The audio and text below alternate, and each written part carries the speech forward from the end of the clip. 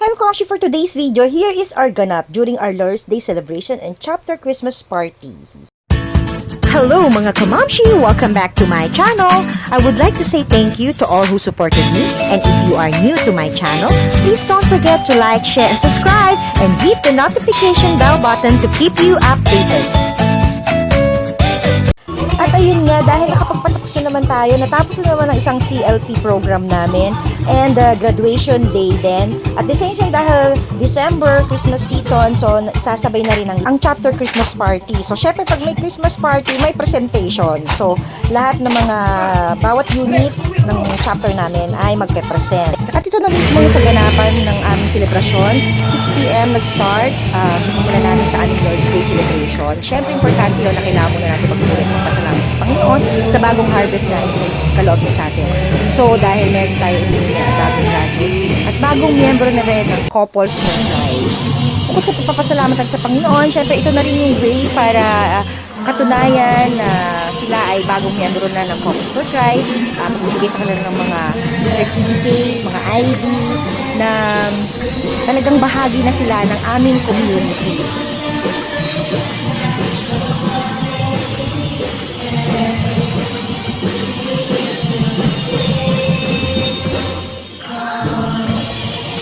After ng aming Lord's Day celebration, mayroong kaming kainan muna.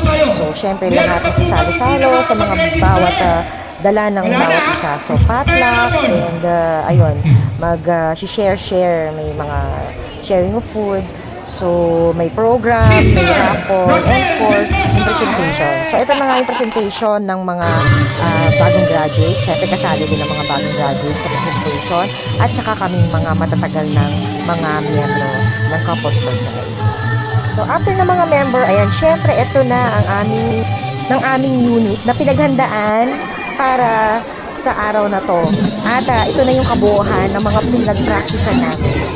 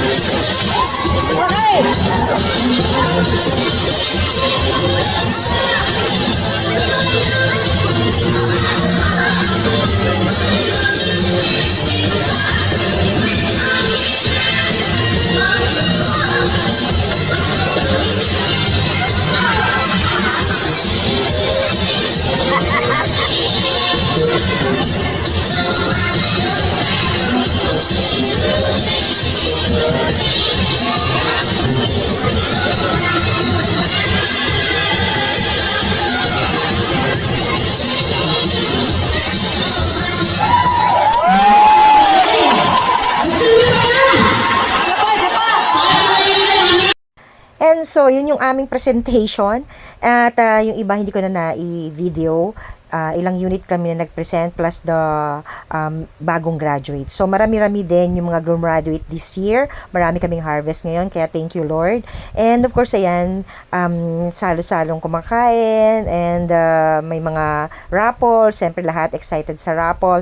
So naging meaningful and masaya naman tong araw na to, lalo na ayan na back to 70s ang aming Christmas party team. So lahat talaga nag-effort na magbihis, yan, ano ng kanilang mga kanya-kanyang kasuotan na para ba talagang bumalik sa 1970s, mga panahon na yan, na ganito. So makikita nyo, ganito kakulay ang mga kasuotan noong unang panahon, noong mga 1970s.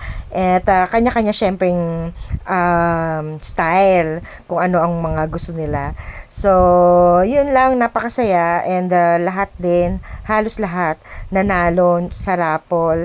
Kaya walang halos umuwi na luhaan dahil lahat ay in-enjoy ang gabi na to.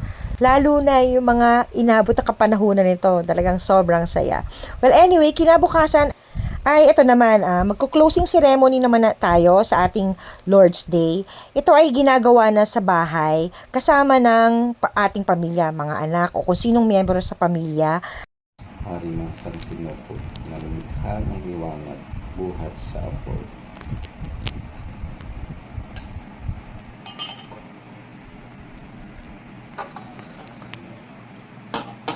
Isangin ng kalis ninyo.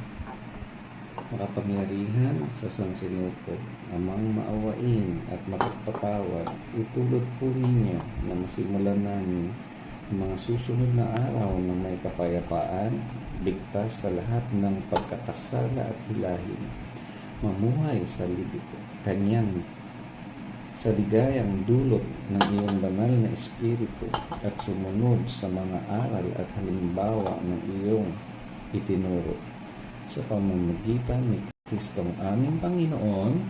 Amen. Amen.